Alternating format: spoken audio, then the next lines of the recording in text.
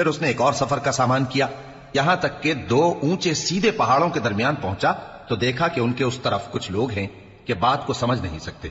उन लोगों ने कहा कि ऐ जुल्करनैन, याजूज और माजूज इस इलाके में फसाद करते रहते हैं, भला हम आपके लिए खर्च का इंतजाम कर दें कि आप हमारे और उनके दरमियान एक दीवार खींच दें। जुल्करनैन ने कहा कि खर्च का जो मकदूर अल्लाह ने मुझे बख्शा है वो बहुत अच्छा है, तुम मुझे कुव्वत बाजू से मदद दो, मैं तुम्हारे और उनके दरमियान एक मजबूत रुकावट बना दूंगा। तुम लोहे के बड़े बड़े तख्ते मेरे पास लाओ।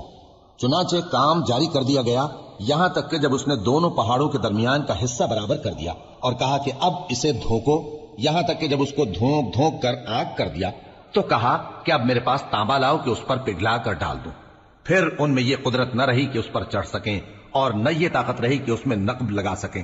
बोला कि ये मेरे परवरदिगार की मेहरबानी है, फिर जब मेरे परवरदिगार का वादा आ पहुंचेगा तो उसको ढाकर हम वार कर देगा, और मेरे परवरदिगार का वादा सच्चा है।